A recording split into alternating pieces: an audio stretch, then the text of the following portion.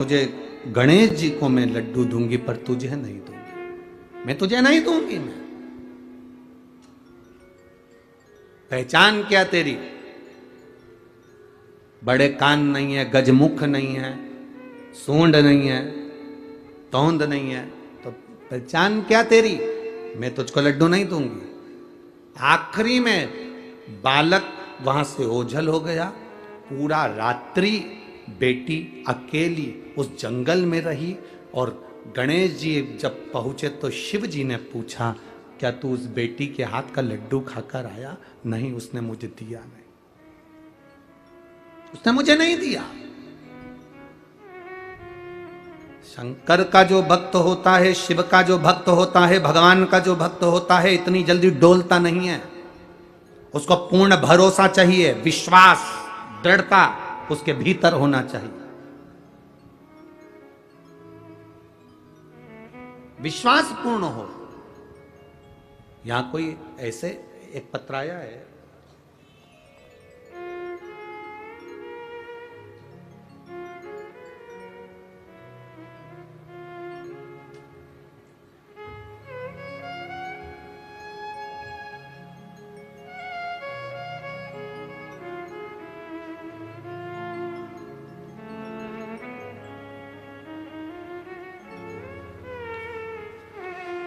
मेरा नाम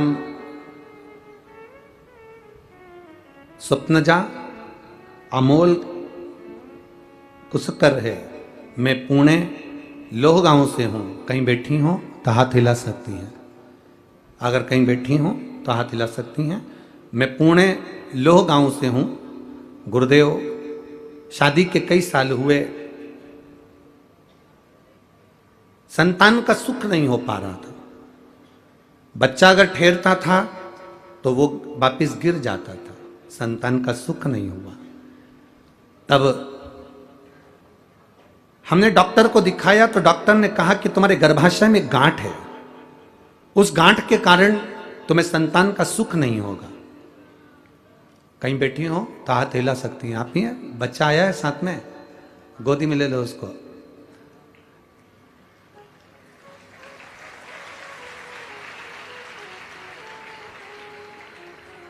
डॉक्टर ने कहा तुम्हारे शरीर में गांठ है, गर्भाशय में बच्चे का जन्म नहीं होगा और संतान का सुख कभी नहीं होगा। जब तक गर्भाशय की गांठ का ऑपरेशन नहीं हो जाता, संतान का सुख नहीं होगा। बड़े टेंशन में हो गए। समय आया, मेरी सास ने कहा कि तुम शिव पुराण सुनो, बाबा सब अच्छा करेगा। और मेरा गर्भ भी ठहरा गुरुदेव, शरीर में गांठ भी रही। डॉक्टर कहते रहे कि ये गांठ के कारण तुम्हारे यहाँ संतान नहीं होगी, पर मेरे बाबा ने मुझ पर कृपा करी और वो गांठ होने के बाद भी मेरे शिव जी ने मेरे गर्भाशय से एक बेटे को जन्म दिया। मैं उसको लेकर कथा मंडप में आई हूँ। बाबा की कृपा। उसको थोड़ा सा ऊंचा कर दो, बालक को थोड़ा सा गोदी में ऊंचा कर दो। श्री शिवाय नमस्तुभ्यम। रख लीजिए, बैठिए। साधुवाद, बधाई। ये शिव कृपा ही है। आपने एक लाइन बड़ी अच्छी लिखी है, लुटा दिया भंडार काशी वाले ने, कर दिया माला माल काशी वाले। शिव तत्व की प्राप्ति, बैठो बहन बैठो, शिव तत्व की प्राप्ति इसी को कहते हैं। शंकर की उदारता इसी को कहते हैं। आपका भरोसा इसी को कहते हैं। वो कैसे मिलेगा? आपने आपकी सासू की बात पर विश्वास करा और शिव महापुराण की कथा को टीवी पर सुना। टीवी पर सुनकर विश्वास कर कर फिर गर्भ धारण हुआ तो ये भरोसा हो गया कि अब देगा तो मेरा महादेव देगा, दूसरा कोई नहीं दे सकता। ये विश्वास दृढ़ हो गया, पक्का हो गया। और विश्वास ही तो दृढ़ करना है, भरोसा ही तो पक्का करना है। हमारा विश्वास ही पक्का नहीं हो, हमारा भरोसा ही पक्का नहीं हो, तो हम कैसे भगवत तत्व को प्राप्त कर सकते हैं? यहां कई लोग आए होंगे, उनका विश्वास पक्का होना चाहिए। मैं कथा सुनने गई हूं, मैंने 7 दिन की शिव महापुराण की कथा, अष्टविनायक शिव महापुराण की कथा पुणे नगर में सांगवी में सुनी है। शंकर भाऊ उस कथा को कराए हैं। मैंने सुना उस कथा को और मेरा विश्वास करता है अगली कथा कहीं पर भी होगी तो मेरा पत्र जरूर पहुंचेगा, ये निश्चित है। ये विश्वास के बल पर पहुंचता है। भरोसा होगा तो परमात्मा मिलेगा, भरोसा ही नहीं होगा तो परमात्मा कैसे मिलेगा? खाली ना जाता कोई दर से तुम्हारे, खाली ना जाता कोई दर से तुम्हारे, मैं भी खड़ी हूँ नन्ही बाहें पसारे, अपने हृदय से लगा लो, गिरा जा रहा हूँ, उठा लो, भोले अपने दर से अब तो न टालो, गिरी जा रही हूँ, उठा लो। आप करो विनती, वो खाली नहीं भेजता। आज हड़ताली का तीज के दिन कथा सुन रहे हो, ये बाबा का फुलेरा शिव महापुराण के ऊपर लगा है। आप उस फुलेरे की छत्र छाया में बैठे हो, कुछ ना कुछ तो बाबा देकर भेजेगा, खाली कैसे भेज सकता है, कैसे भेजेगा? विश्वास दृढ़ी करिए, भरोसा पक्का करिए, वो आएगा, देगा, निश्चित है। कह दिया लड़की ने, मैं तुम्हें लड्डू नहीं, गणेश जी कह रहे भगवान शिव जी से, उसने मुझे नहीं दिया। अब गणेश जी को गुस्सा आया, गणेश जी ने कहा पिताजी से, बासी रोटी का लड्डू है और नाटक कितना कर रही है, मोतीचूर का होता तो बात दूसरी थी।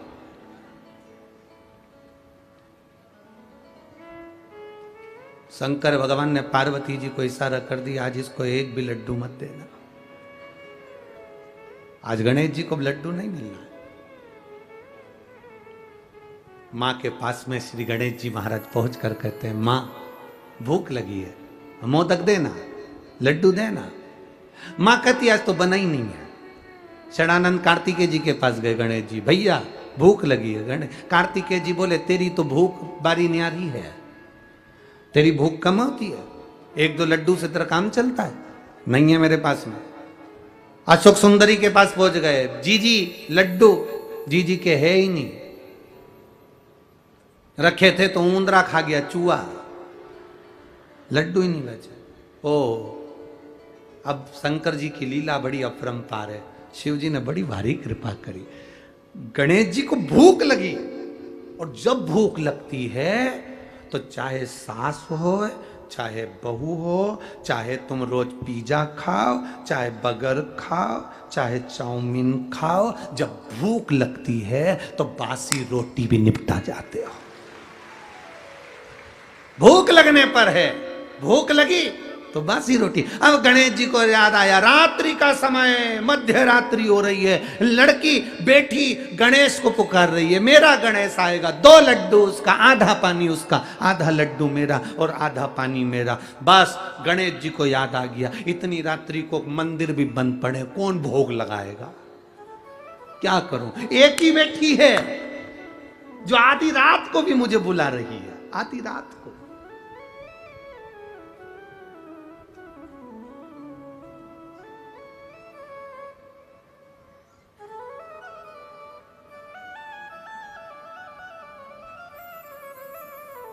आज कोई पूछ रहा था, गुरुजी कल गणेश जी बिठाने का समय क्या है? 19 तारीख को गणेश जी बैठेंगे तो उनके बिठाने का समय क्या है? हमसे पूछ रहे थे। अब हम तो शंकर जी के भगत, शिव जी की उपासना, अब हम क्या समय बताएं? तो हमने उनसे कह दिया, जब गणेश जी फ्री हों,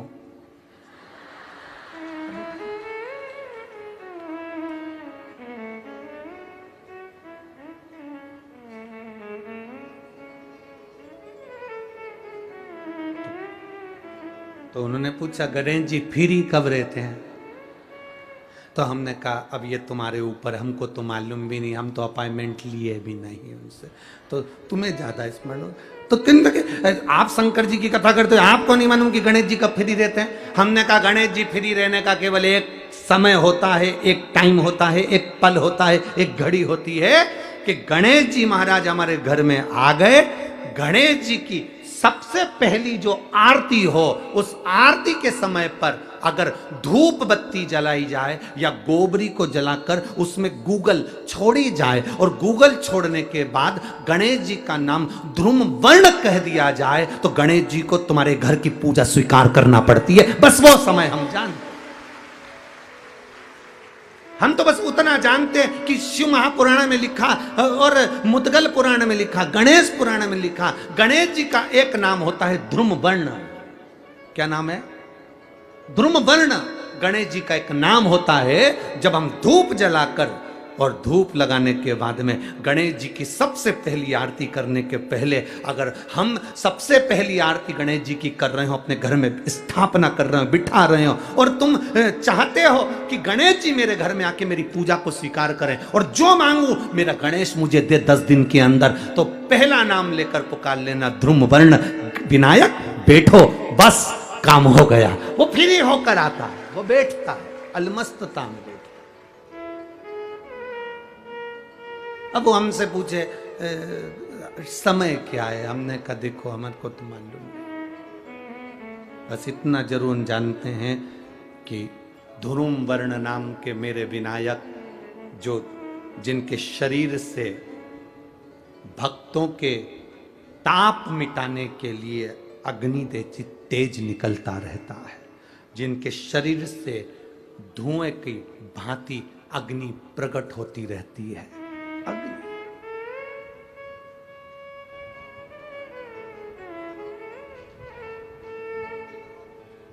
हम तो उनको पहचानते हैं जो दुनिया के ताप मिटाने के लिए प्रगटा।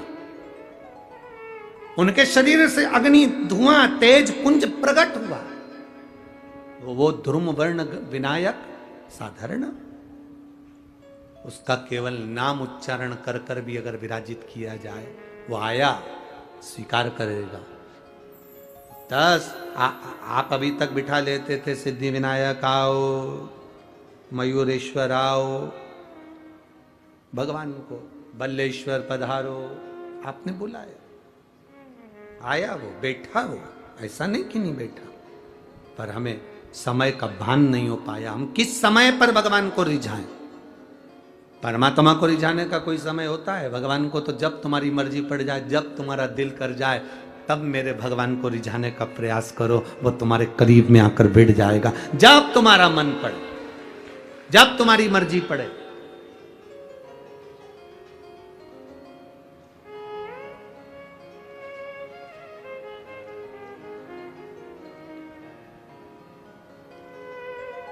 शिव महापुराण की कथा कहती है,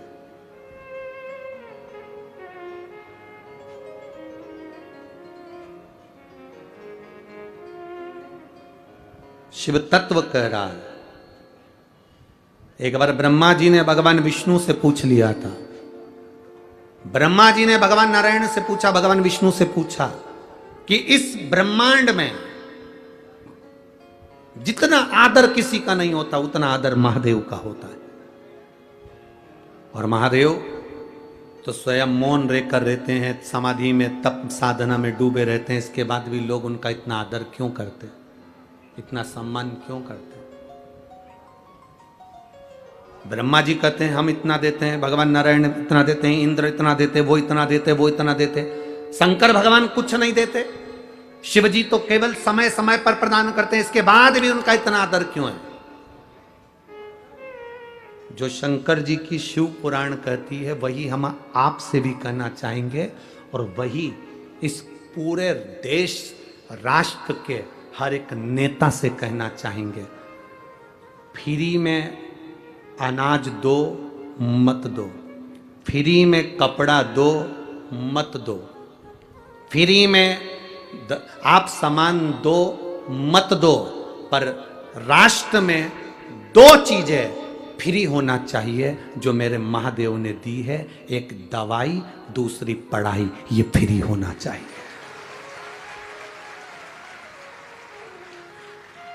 खाना फ्री दोगे कि नहीं दोगे उससे मतलब नहीं है, कपड़ा फ्री दोगे कि नहीं दोगे मतलब नहीं है। जितने राष्ट्र के राजनेता हैं, और ये शब्द पुणे की इस धरा से केंद्र तक पहुंचना चाहिए कि खाना फ्री मिले चाहे ना मिले, कपड़ा फ्री मिले चाहे ना मिले, पर दवाई और पढ़ाई ये तो फ्री होना चाहिए। कई लोग तड़प तड़प कर मर जाते हैं और उनको अच्छा हॉस्पिटल और उनको अच्छी दवा नहीं मिल पाती है। गरीब बड़ा तड़पता रहता है। कई लोग पढ़ने की आस लेकर बड़े बड़े शहर में जाते हैं, पर अच्छा कॉलेज, अच्छा स्कूल नहीं मिल पाता क्योंकि पैसा नहीं होता। तो राष्ट्र के राजनेताओं को चाहिए, अन्न दो चाहे मत दो, तुम कपड़ा दो चाहे मत दो फ्री में, पर दो चीजें फ्री दीजिए, एक दवाई फ्री दीजिए और एक पढ़ाई फ्री दीजिए, जो मेरे शंकर जी ने सबको दी है। शिव जी ने दो चीजें फ्री दी, एक गणेश जी से कहा तो बुद्धि दे फ्री, और एक शंकर भगवान ने औषधि दी, इसलिए इसको महामृत्युंजय कहते हैं, वो फ्री दी है। निशुल्क होना चाहिए दवाई और पढ़ाई। मेरा निवेदन है, इस क्लिप को काटकर पुणे की धरा से केंद्र की धरा तक जाना चाहिए, जिससे दवाई और पढ़ाई फ्री हो सके। गरीब से गरीब आदमी के लिए, छोटे से छोटे आदमी के लिए दवाई भी फ्री और पढ़ाई भी फ्री। लोग तड़पते रहते हैं, पैसे वाला व्यक्ति इलाज करवा लेता है, ठीक हो जाता है, गरीब बड़ा प्राण त्याग देता है।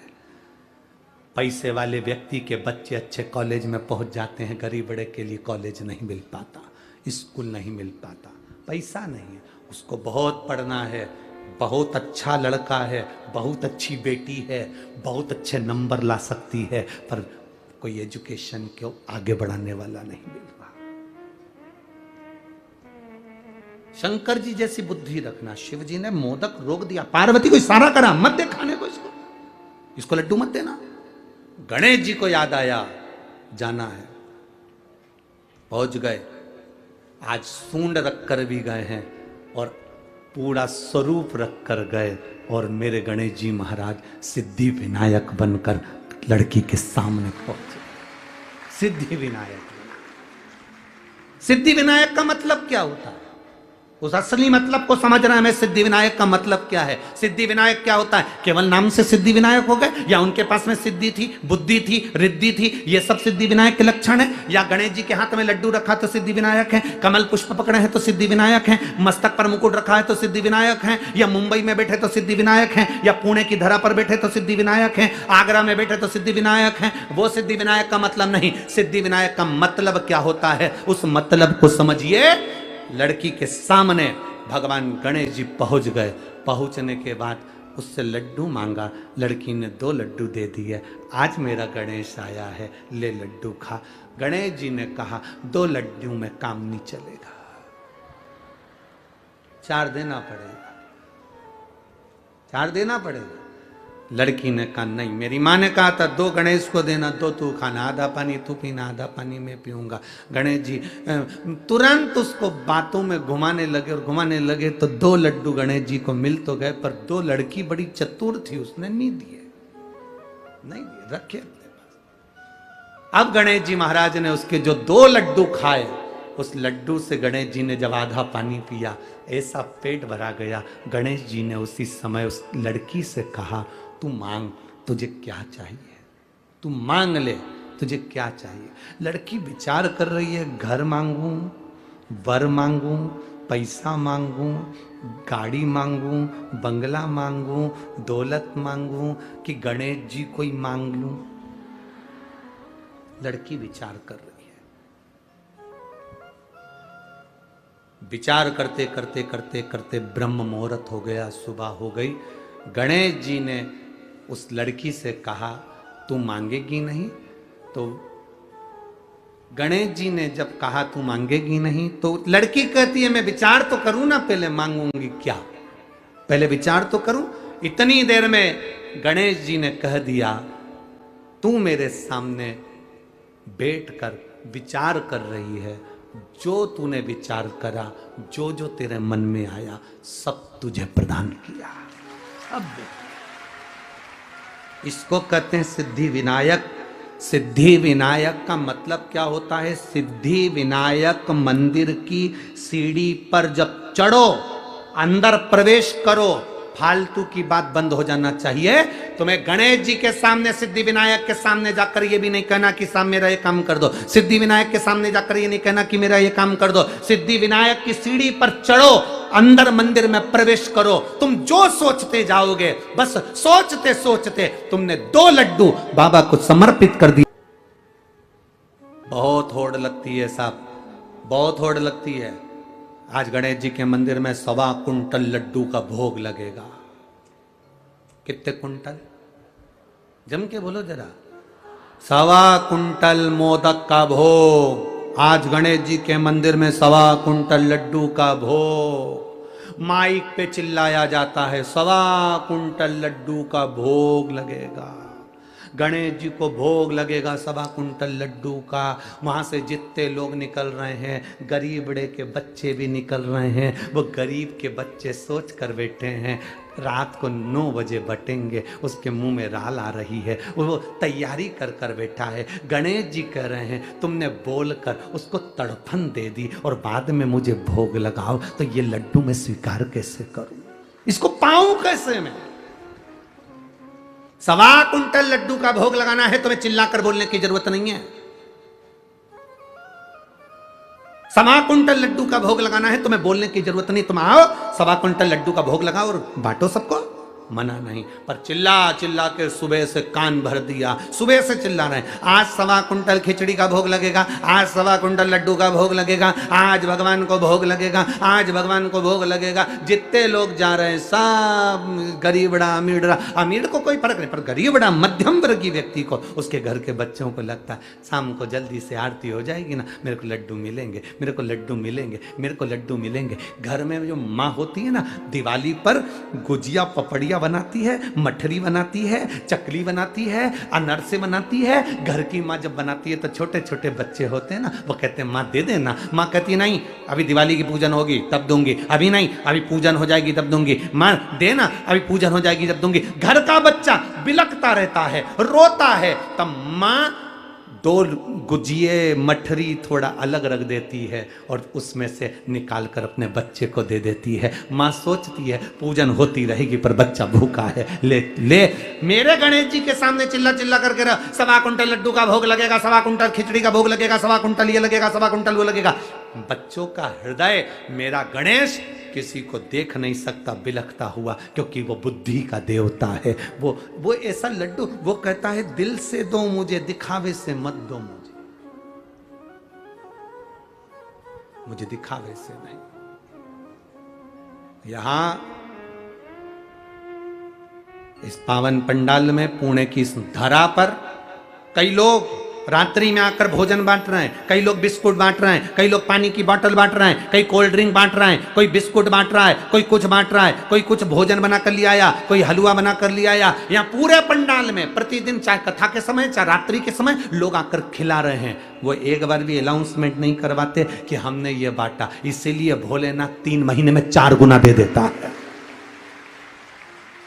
वो देकर जाते हैं, 4 गुना मेरा भोलेनाथ दे देता है। 10 रुपए की पानी की बोतल अगर पिलाई है तो लिख कर रखना कि वो 10 रुपए का तुमको 3 महीने के अंदर चौगुना कर कर दिया कि नहीं दिया, लिखना जरूर और सीओर में पत्र भेजना जरूर, क्योंकि हम तो इन पत्रों से जान जाते हैं कि पत्र में है क्या। उससे पहचान हो जाती है कि तुमने क्या लिखा है, क्या देता है वो तुम्हें बाद में मालूम पड़ेगा। कथा तो हो जाएगी आज कथा का 3रा दिन, चौथा दिन है आज कथा का। चौथा दिन हो जाएगा, कल 5वां, 6वां और 7वां, 3 दिन बाद हम भी चले जाएंगे, दूसरी जगह कथा प्रारंभ हो जाएगी। तो ये सब चलता रहता, पर उसने दिया क्या तुमको ये तुम्हें मालूम पड़े। गणेश जी ने कहा ला 2 लड्डू। 2 लड्डू लेकर गणेश जी ने पाया और इतने में गणेश जी ने कह दिया मांग ले। वो सोचती रही मैं क्या मांगू। गणेश जी कहते हैं तूने जो जो सोचा सब तेरा, सब तेरा, जो तूने मांगा है सब तेरा।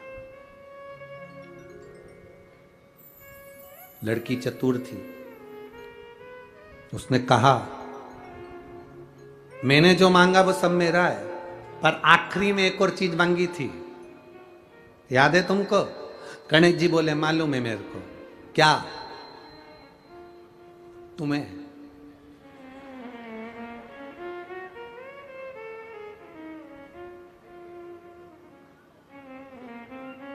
कहते हैं ना, और क्या दूं मैं तुमको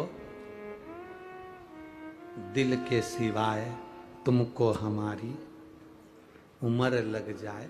लड़की ने कहा सब मिले ना मिले, बस एक काम करो, हे गणेश जी तुम इसी जगह पर विराजमान हो जाओ।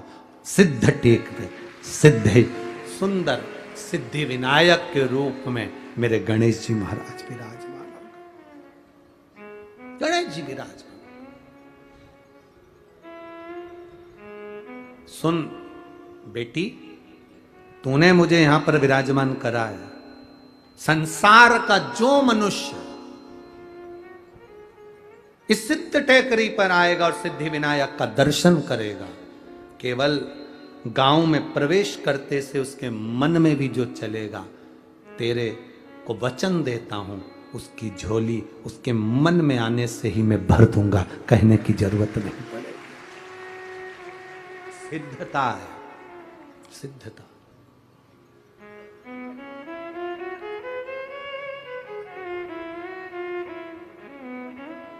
और रिद्धि सिद्धि के दाता गजानन तुम्हें सबसे पहले हमारा नमस्कार है। सबसे पहला नमस्कार। हम लोग नाम लेते हैं ना, जम के बोलते हैं सिद्धि विनायक भगवान की।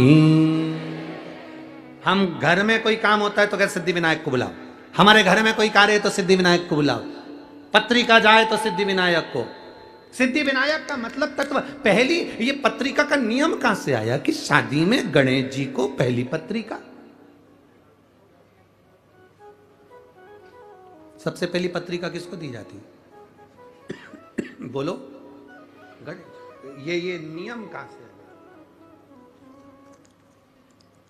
कहां से नियम आ गया है कि पहली पत्रिका श्री गणेश जी महाराज को दी जाए? कोई तुमसे पूछे कि ये नियम कहां से आया,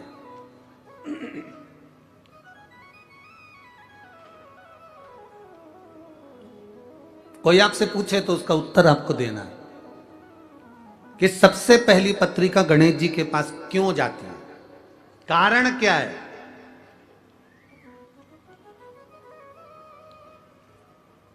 पत्रिका गणेश जी को ही क्यों दी जाती है सबसे पहले? उनको बुलाने के लिए। अरे बोलो तो जम के। गणेश जी को पत्रिका गणेश जी को बुलाने के लिए दी जाती है क्या? अरे बोलो बोलो जरा, बोलो रे पूणा वाले, तुम तो एकदम चुप हो गए रे। एकदम चुप हो जाते हो ना तो हमको टेंशन बढ़ जाता है। राम काय के लिए बुलाई पत्रिका दी गणेश जी को? तो गणेश जी को बुलाने के लिए दी क्या? नहीं, गणेश जी की पत्रिका कभी भी गणेश जी को बुलाने के लिए नहीं दी जाती। पहली पत्रिका जो गणेश जी को दी जाती है, अष्टविनायक मुद्गल पुराण श्री गणेश पुराण कह रही है, शिव पुराण कह रही है, स्कंद पुराण कहती है। जरा ध्यान से पढ़िएगा, सुनिएगा। पुराण के अंतर्गत वर्णन आता है, एक बार ब्रह्मा जी ने भगवान विष्णु से निवेदन किया, नारायण मन है, ब्रह्मलोक में यज्ञ नहीं हो सकता, वैकुंठ लोक में यज्ञ नहीं हो सकता, जन कल्याण के लिए देव पितर गंधर्व किन्नर असुर सबके उद्धार के लिए, संसार के मनुष्य जीव जलचर थलचर वायुचर सबके उद्धार के लिए एक यज्ञ पृथ्वी पर किया जाए।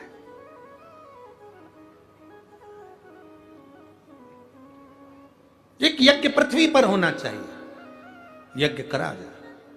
ब्रह्मा जी ने भगवान नारायण से कहा, नारायण ने इंद्र से कहा, इंद्र से कहा, इंद्र ने सब दूर सूचना कर दी कि जाओ देवादिदेव महादेव से प्रार्थना करो कि मृत्यु लोक में एक यज्ञ होना है, और वो यज्ञ ब्रह्मलोक में नहीं हो सकता, वो यज्ञ वैकुंठ लोक में नहीं हो सकता, वो इंद्र लोक में नहीं होगा, वो पताल में नहीं होगा, तलातल रसातल कहीं नहीं, केवल मृत्यु लोक में वो यज्ञ होगा।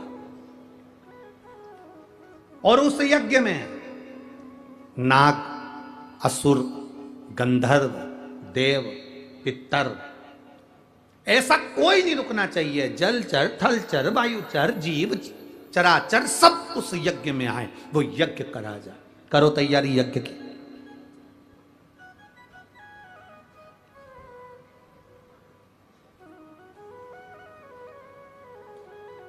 अब भगवान तो भगवान, सबके पास में देवाधिदेव महादेव तो नेत्र बनकर बैठे हुए थे, सब उनके पास में जाएं तो क्या हो।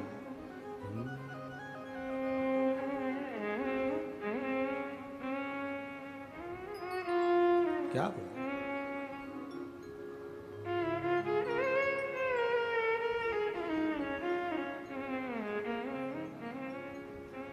कभी फुर्सत हो तो डमरू धर, निर्धन के घर भी आजा। जो रूखा सूखा दिया हमें, उसका भी भोग। कभी फुर्सत हो तो डमरू धर, निर्धन के घर भी आजा।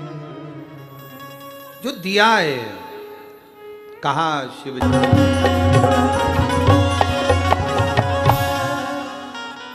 बड़े भाव से अपने स्थान पर बैठकर भगवान देवाधिदेव महादेव से आज हरताली का तीज के दिन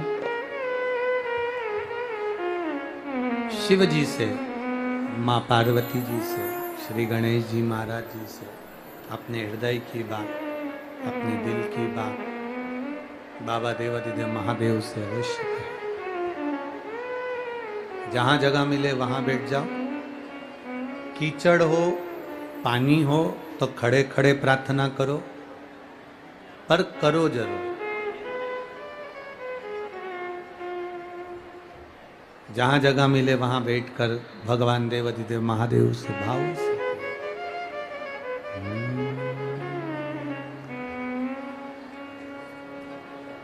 श्री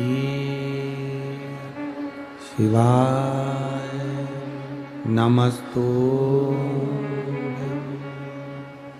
श्री शिवाय नमस्तु,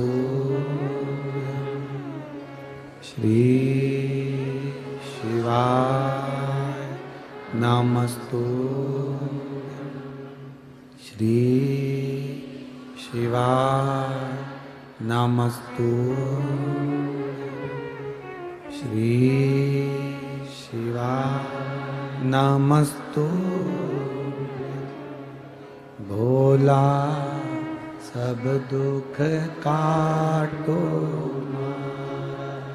ओ भोला सब दुख काटो मारा। शिव शंकर जपूं तेरी माला, भोले बाबा जपूं तेरी माला। भोला सब दुख काटो, ओ भोला सब दुख काटो मारा। वेश है मंगल मंगलकारी, वेश है मंगल मंगलकारी। शमशान वासी हमारा, शमशान वासी हमारा। ओ भोला सब दुख काटो, ओ भोला सब दुख काटो। शिव कथा कह रही है, औघड़ी कह रहा है, भगवान शंकर कह रहे हैं।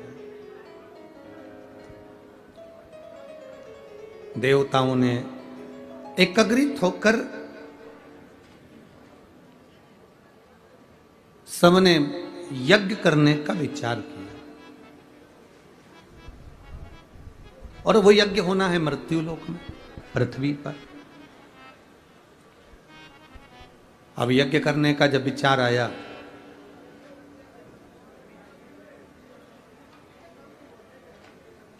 सबकी सब देवाधिदेव महादेव के पास में गए, भगवान शंकर से प्रार्थना करी, बोले बाबा यज्ञ करना है। नाग, असुर, गंधर्व, किन्नर, देव, जलचर, थलचर, वायुचर, जितने चराचर जीव हैं, तलातल रसातल में रहने वाले हों, देवता हो, असुर हो, गंधर्व हो, सबके लिए यज्ञ। और ये जो यज्ञ है सबके कल्याण के लिए, सबके उद्धार के लिए। तो ये यज्ञ करना है। देवाधिदेव महादेव ने कहा करिए यज्ञ, पृथ्वी पर यज्ञ करने की मना नहीं है, भूमंडल पर यज्ञ करो। मना कहाँ है? किसने मना करा कि यज्ञ मत करो?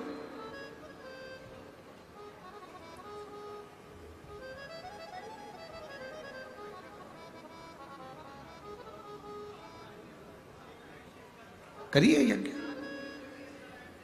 यज्ञ तो कर लें, पर एक सबसे बड़ी टेंशन का एक विषय है। उस यज्ञ को करने में सबसे बड़ा एक टेंशन, सबसे बड़ी चिंता का एक विषय है। क्या विषय है? सबसे बड़ा चिंता का विषय ये है कि यज्ञ चालू हो, उस यज्ञ में सब आए, उसका निमंत्रण कौन देने जाए। अब बहुत सावधानी से सुनना। जो लोग कहते हैं कि गणेश जी को हम वो क्या बोलते हैं पत्रिका देकर आते हैं, उनको बुलाते हैं शादी में, तो वो पत्रिका पर विशेष ध्यान दीजिएगा कि आपने पत्रिका गणेश जी को दी है, पर गणेश जी का कार्य क्या है।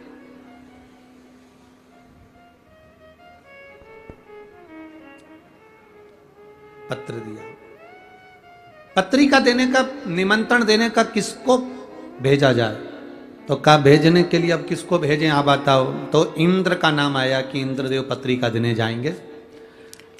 तो इंद्र ने कहा पत्रिका देने तो चले जाऊंगा, पर असुरों के घर नहीं जाऊंगा, राक्षसों के यहां, दैत्यों के यहां मैं पत्रिका देने नहीं जाऊंगा यज्ञ की।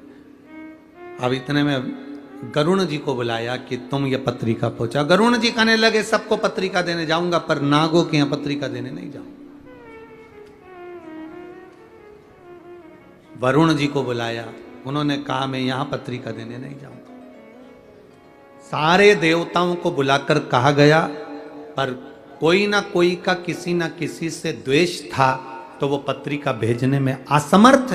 पत्रिका वो पहुंचाए जो सबके पास पहुंचा दे, नाग हो, असुर हो, गंधर्व हो, देव हो, किन्नर हो, जलचर हो, थलचर हो, वायुचर हो, जीव हो, चराचर हो, सबके पास पत्रिका पहुंचे। और कथा यज्ञ भी चालू होना है 2 दिन बाद, तो उसकी पत्रिका तुरंत पहुंचे।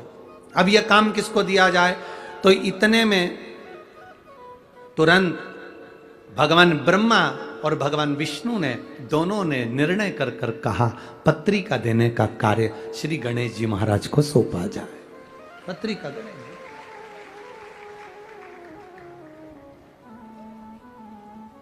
अब गणेश जी के पास पत्रिका देने का काम सौंपा। गणेश जी पहुंच गए अपनी माता जी के पास, पार्वती जी के पास। जाते से उन्होंने आवाज लगाई, मां मां मां मां। इनकी आवाज सुनकर षडानंद कार्तिकेय आ गए, इनकी आवाज सुनकर अशोक सुंदरी आ गई, इनकी आवाज सुनकर जया, अभिसारा, सामरीवारी, दौतली और देव, 5 कन्या भी आ गई। आज गणेश जी चिल्ला क्यों रहे, क्या हो गया ऐसा? गणेश जी ने आकर आवाज लगाकर कहा, मां मुझे पत्रिका बांटने का कार्य मिला है, निमंत्रण देना है, यज्ञ है भूमंडल पर, पृथ्वी पर, इसलिए पत्रिका बांटने का काम मुझे मिला है। मां इतनी सारी जगह पत्रिका देने जाऊंगा, भूख नहीं लगे इसलिए मोदक बना दे। अब पार्वती जी बोली पत्रिका का मोदक से संबंध क्या है, लड्डू से और मोदक से संबंध क्या है? माँ पत्रिका देने जब सद्दूर जाऊंगा तो भूख तो लगेगी ना माँ, इसलिए पहले तो मैं खा लूंगा और खाने के बाद मोदक। इसलिए तुमने देखा होगा गणेश जी के हाथ में एक लड्डू तो धरा ही रहता है, एक मोदक तो उनके हाथ में रहता ही रहता है, क्योंकि भूख लगेगी। तो माता ने कहा कि ठीक है। अब पार्वती जी ने मोदक भी दे दिया, लड्डू भी दे दिया, भोजन करा भी दिया। गणेश जी महाराज थोड़ी दूर तक जाते, वापिस लौट कर आ जाते। फिर हवाई लगा कर बोले माँ माँ। गणेश जी ने जैसी हवाई लगाई तो पार्वती जी ने फिर पूछा क्या हुआ तेरे को? माँ चले तो जाऊंगा पर इतनी सारी जगह जाना है। और गणेश जी बोले चूहा तो इतना सही है, अब चूहा चलता धीमा धीमा, अब जाऊंगा तो जाऊंगा कैसे? इतने में पार्वती जी बोली एक काम कर, तू मेरा शेर ले जा, सिंह ले जा, तू सिंह ले जा। अब गणेश जी शेर लेकर चल दिए, सिंह लेकर चले। अब सिंह लेकर गए तो गणेश जी वापिस आ गए। माँ ओ माँ। माँ बोली अभी तो गया था, अब क्या हुआ? गणेश जी बोले मैं चले तो जाऊंगा पर दिक्कत यह है कि मैं पत्रिका सबको दे भी दूंगा, नागों के यहाँ जाऊंगा, पताल में, तलातल में, रसातल में, असुरों के यहाँ जाऊंगा, गंधर्वों के यहाँ जाऊंगा, किन्नरों के यहाँ जाऊंगा, देवताओं के यहाँ जाऊंगा, कितना टाइम लग जाएगा माँ? तू कुछ बताना कि मैं ये पत्रिका का करूं तो करूं क्या?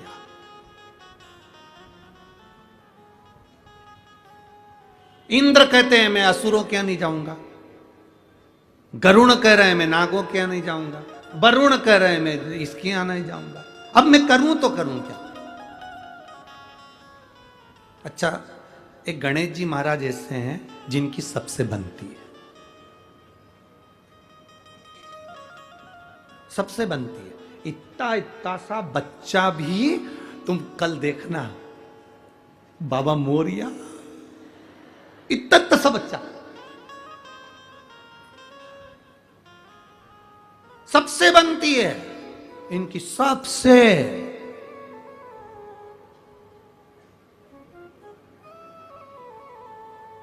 ब्राह्मण हो, क्षत्रिय हो, वैश्य हो, शूद्र हो, कोई भी हो, किसी भी जाति का, और यहां तक शास्त्र कह रहा है किसी भी धर्म का हो, वो किसी भी धर्म का हो तो भी गणेश जी से बनती है, किसी भी धर्म का हो। इसीलिए सिद्धि विनायक जी के मंदिर में, अष्ट विनायक के मंदिर में सब धर्म का आदमी चले जाता है, सबसे बनती है।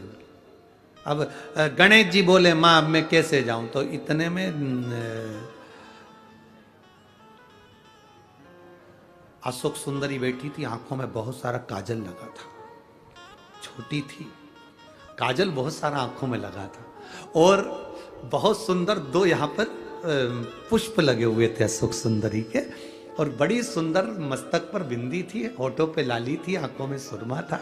और इतने में अशोक सुंदरी आके मैया पार्वती जी के गले में बैया डालकर खड़ी होकर पूछी माँ हुआ क्या? ये गणेश क्यों चिल्ला रहा है कि बेटा इसको जाना है पत्रिका बांटने के लिए और ये जा नहीं रहा, और कह रहा है कि मेरे को जाने में समय लग जाएगा, किसके यहाँ जाऊं किसके यहाँ नहीं जाऊं, असुरों के यहाँ जाऊंगी और वो पकड़ के बिठा लिए तो जाऊं कहां पर,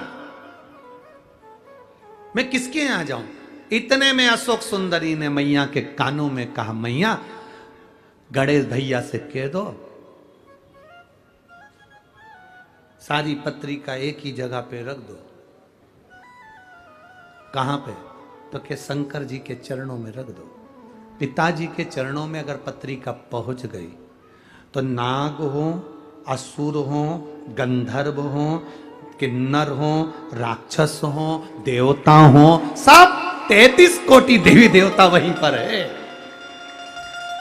कथा में कहा था, जहां पर कथा में वर्णन करा था, ये शिवलिंग, शिवलिंग का जलाधारी, ये पार्वती जी, अशोक सुंदरी, षडानंद कार्तिकेय, गणेश, शंकर जी के ऊपर जलाधारी, जया विषहरा श्यामलवरी, देव दौतली, ये सब कन्या, जहां से पानी बहकर जाता वहां 33 कोटि देवी देवता सब वहीं पर,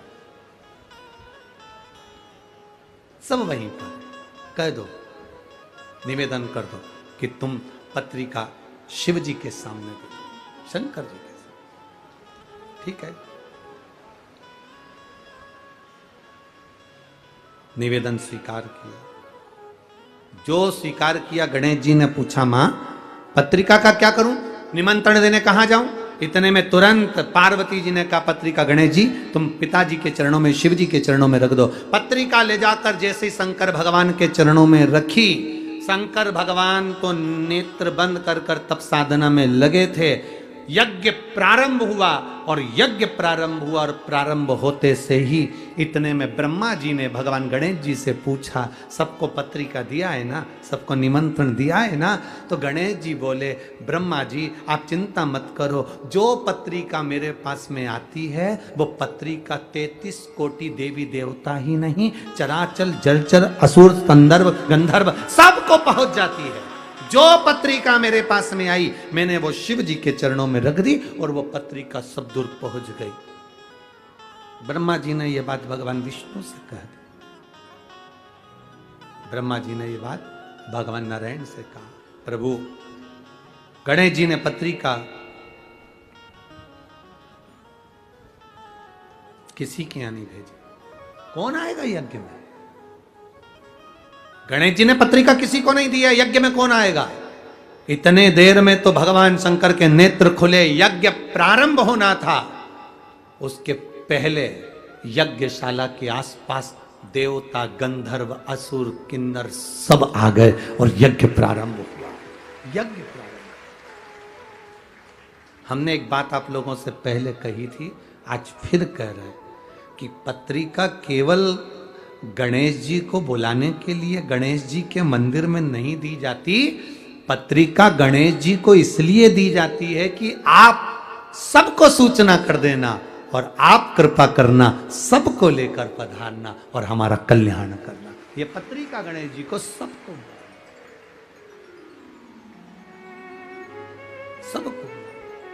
वो आप लोग कहते हैं ना, ओ महारा कीर्तन में रस बरसाओ,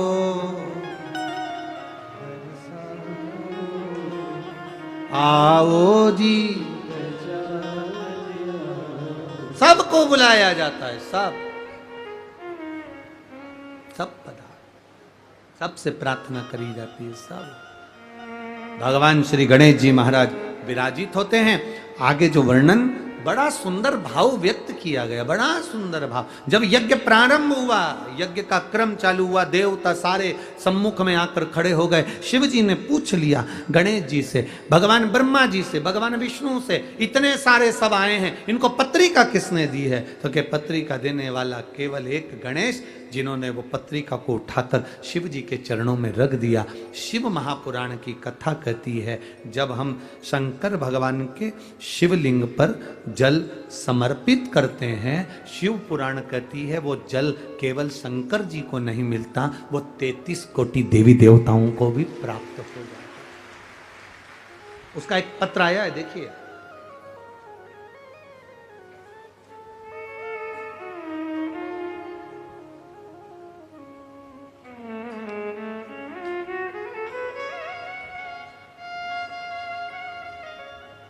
मैं सो शुभांगी तुषार धोड़के, मैं पीपरी चिंचवड़ कालेवाड़ी में रहती हूँ। कहीं बैठी हो तो हाथ हिला सकती हैं। अगर कहीं बैठी हो, दोनों तीनों पंडाल में कहीं पर भी हो तो हाथ हिला सकती है।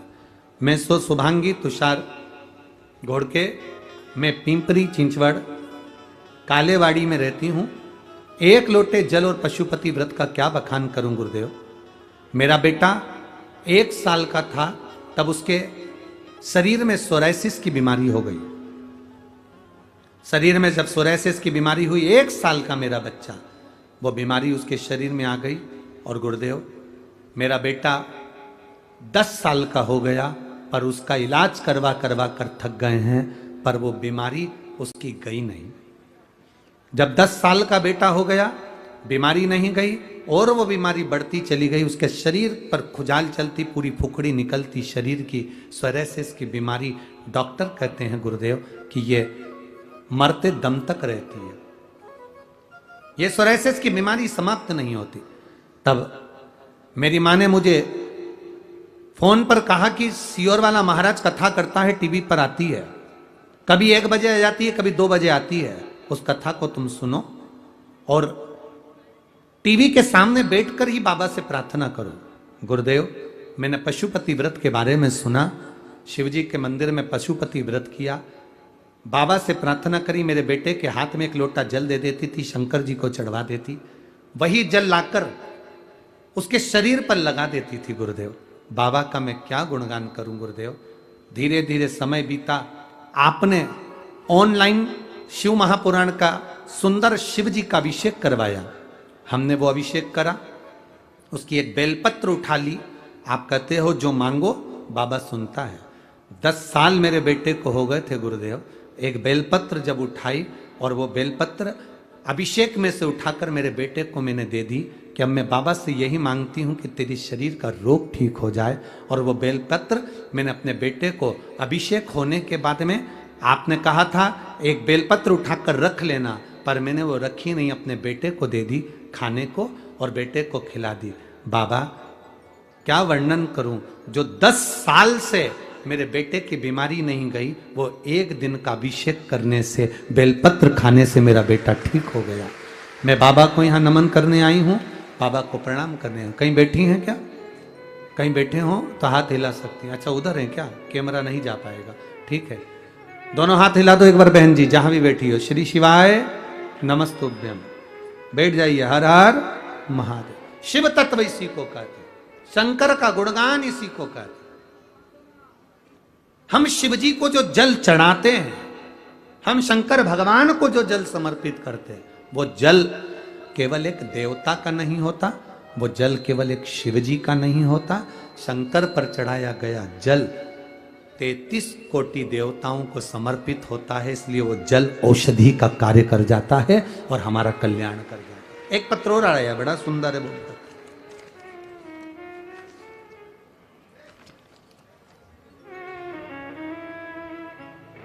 मेरा नाम वर्षाबाई गुलाब बोर से। कहीं बैठी हो तो हाथ हिला सकती हैं। आप ही हैं? बेटा आया है साथ में? बधाई बाबू आपको बहुत बहुत। एक बार वापिस हाथ हिलाओ बाबू। हाँ ठीक है। मेरा नाम वर्षाबाई गुलाब बोर से, पता नाड़ा तहसील पांचोरा, जिला जलगांव से आए हैं। हमारा मोबाइल नंबर ये है। गुरुदेव, महादेव का क्या वर्णन करूं। 2016 से मेरा बेटा सरकारी नौकरी के लिए तलाश कर रहा था, पर उसकी नौकरी 2016 से नहीं लगी। गुरुदेव, अभी 2023 चल रहा है, मेरे बेटे की नौकरी 2016 से नहीं लगी थी, बहुत एग्जाम दिए गुरुदेव, पर मेरा बेटे का रिजल्ट ठीक नहीं आता था। बाबा 2022 में आपकी कथा सुनना प्रारंभ करी और बेटे को एसएससी जीडी का फॉर्म भरवाया। बेटे का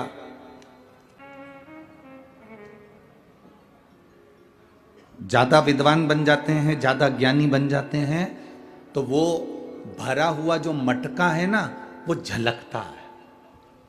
अंदर अगर पात्र के अंदर दूध भरा हुआ है, पात्र के अंदर, बर्तन के अंदर अगर पानी भरा हुआ है, तो अलग से हम पानी डालेंगे तो उसमें भराएगा नहीं, बाहर झलक जाएगा। उसमें दूध भराएगा नहीं, झलक जाएगा। उसमें तेल भराएगा नहीं, तेल झलक जाएगा। अगर वो पात्र खाली है, पात्र अगर खाली है, तो उसमें जो भरोगे वो भरता चले जाएगा। तो बहुत विद्वान नहीं बनना, बहुत ज्ञानवान नहीं बनना हमको कि मुझे सब आता है, मेरे को सब कथा मालूम है, मेरे को मत सुनाओ, तुम मुझे मत बताओ।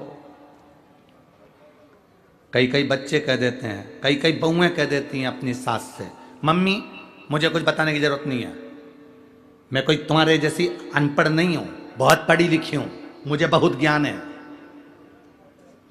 कई बार बेटे कह देते हैं, पापा तुम तुम्हारे लेवल से दुकान चलाते होगे, मुझे मेरे लेवल से चलाना है, मैं सुन नहीं सकता, मुझे सब पता है, मुझे सब ज्ञान है। थोड़ा सा पढ़ लेने से, थोड़ा सा विद्या अध्ययन कर लेने से बहुत ज्ञानी मत बनना।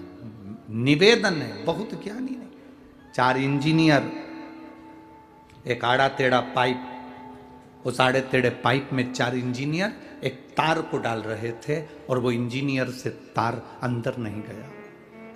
एक किसान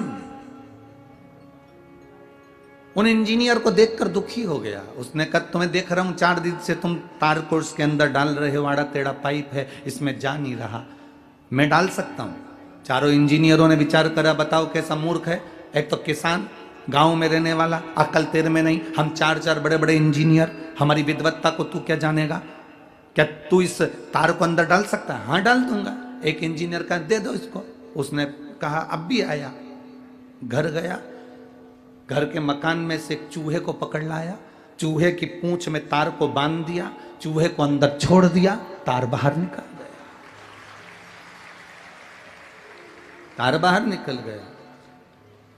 कभी कभी बहुत विद्वत्ता का अभिमान हमको डुबो देता है।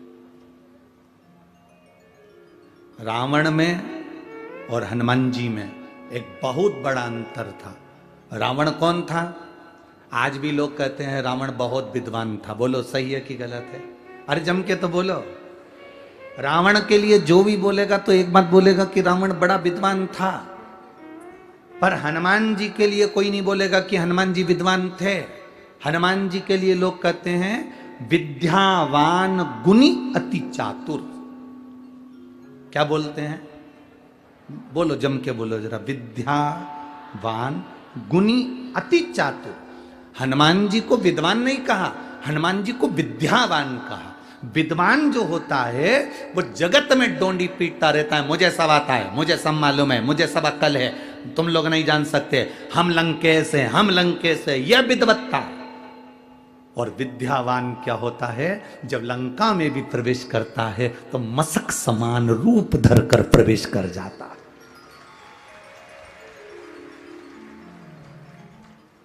विद्वान में और विद्यावान में अंतर है। विद्वान झुकना पसंद नहीं करता, विद्वान छोटा बनना पसंद नहीं करता, और विद्यावान बहुत छोटा होकर अपना काम निकालकर आगे बढ़ता चले जाता है, वो विद्यावान होता है। रावण को इतना ज्ञान होने के बाद भी रावण के नाम के आगे विद्यावान नहीं लिखा, उसके आगे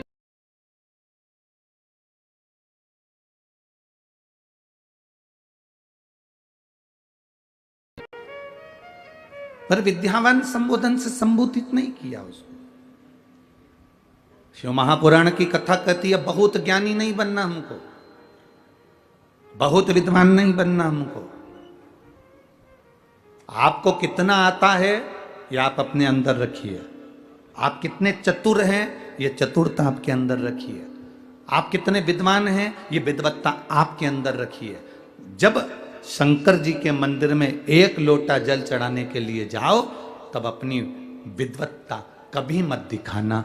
कोई जल चढ़ा रहा है, आड़ा टेढ़ा चढ़ा रहा है, शंकर जी को जल चढ़ाते समय तुम्हें नहीं कहना है कि जल ऐसे चढ़ाओ। तुम जब वो जल चढ़ाकर मंदिर के बाहर चले जाए और आप भी मंदिर के बाहर हो जाओ तब कहो कि तुम गलत तरीके से जल चढ़ा रहे थे, जल चढ़ाने का तरीका ये है, बेलपत्री चढ़ाने का तरीका ये है। पर भोलेनाथ के सामने अपनी विद्वत्ता नहीं दिखाना, अपना विद्वान पद मत दिखाना। भगवान के सामने ये मत दिखाना कि मुझे बहुत कुछ आता है और इसको कुछ नहीं आता। भगवान के सामने तुम ये कभी मत दिखाना कि मुझे सब कुछ आता है, इसको कुछ नहीं आता। जितने छोटे बन जाओगे मेरे भोले बाबा के आगे, जितने नरम बन जाओगे मेरे शंकर जी के सामने, जितने छोटे बन जाओगे उतनी झोली भरकर अपने घर पर लेकर जाओगे। जितने छोटे बन सकते हो उतने बन जाओ, जितने नम्र बन सकते हो उतने बन जाओ।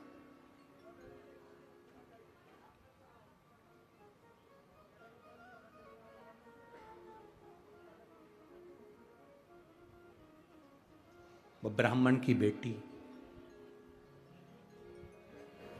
बालक ने आकर उससे लड्डू मंगा पर उसने नहीं दिया। अब उसकी नम्रता देखिए, उस बेटी की विद्या देखिए। मैं तुमको लड्डू नहीं दूंगी, क्यों नहीं दोगी? क्योंकि तुम गणेश नहीं हो।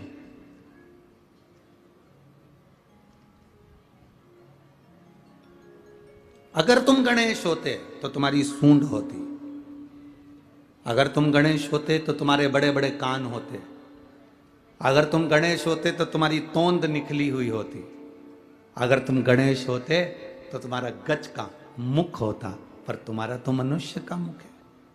तुम तो मानव का मुख लेकर बैठे हो। तुम गणेश नहीं।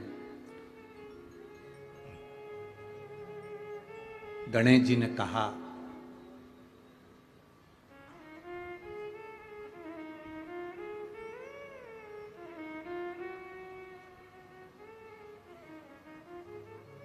मैं तुझे क्या सबूत दूं कि मैं गणेश हूं? सबूत क्या दिया जाए कि मैं गणेश हूं?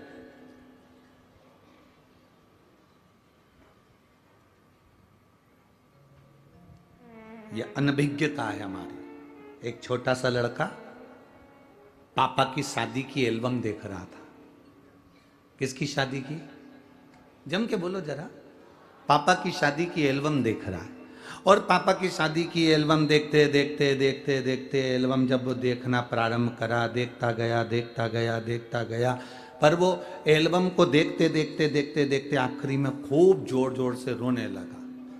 तो मम्मी ने पूछा, क्यों रो रहा है? इसमें मेरा फोटो नहीं है।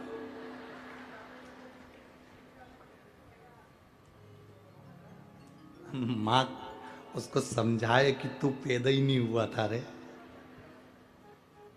इस फोटो में कहां से तू होगा? ऐसे संसार के कई लोग हैं।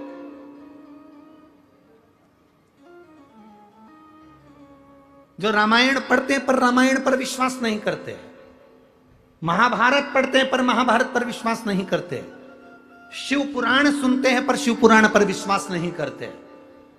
जो शंकर पर, राम पर, कृष्ण पर, हमारे वेदों पर, हमारी पुराणों पर, हमारी शास्त्रों पर जो विश्वास नहीं करता, समझ लेना कि वो पापा की एल्बम देखकर जिद कर रहा है कि मैं कहां हूं इसमें। उसको ये नहीं मालूम कि क्या शास्त्र, क्या वेद, क्या पुराण।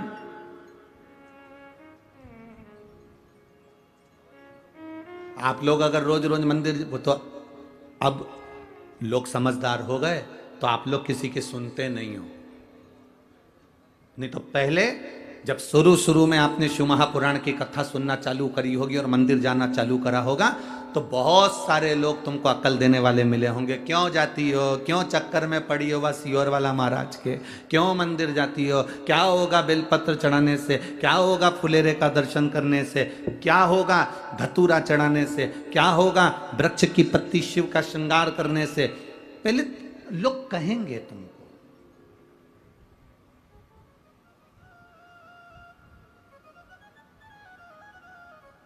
पर मेरा बेटियों से, बेटों से, मेरा माताओं से, मेरा पुरुषों से सबसे निवेदन है, आज हरतालिका तीज है, आप 5 फुलेरे का दर्शन करने जाना, और 5 फुलेरे का दर्शन कर कर एक डायरी पर लिख कर रखना कि आज 18 सितंबर को मैंने फुलेरे का दर्शन करा था और 5 फुलेरे का दर्शन करते हुए मैंने बाबा से ये मांगा था, अगले साल वो फुलेरा बंधने से पहले तेरी मनोकामना पूर्ण होती कि नहीं होती, तू अंदाजा लगा कर दे। लिख के जरूर रखना कि सियोर वाला महाराज कहीं झूठ तो नहीं बोल दिया।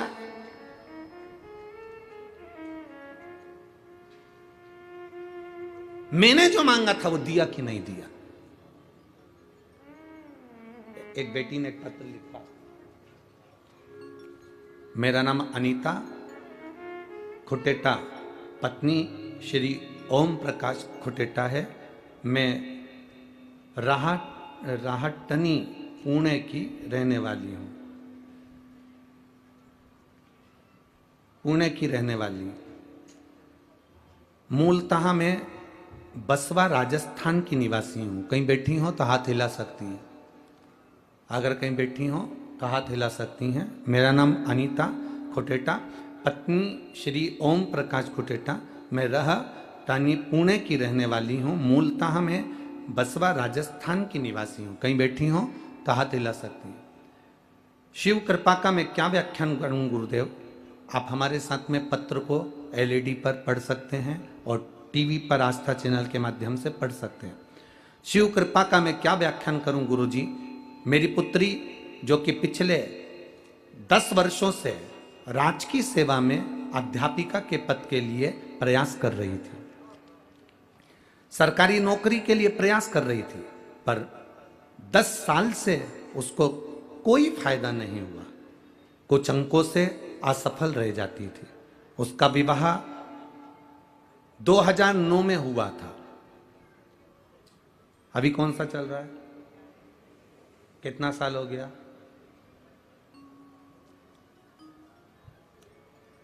अब 2009 में उसका विवाह हुआ था।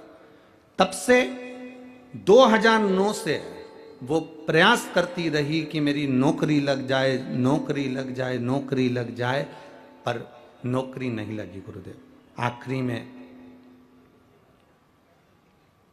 पिछले वर्ष फुलोरे का मतलब आपने बताया था। अब इस पत्र को देखिए, फुलेरे का मतलब आपने बताया था। उस फुलेरे का दर्शन मैंने अपनी बेटी से कहा कि वो कर, और बाबा की कृपा का मैं क्या वर्णन करूं।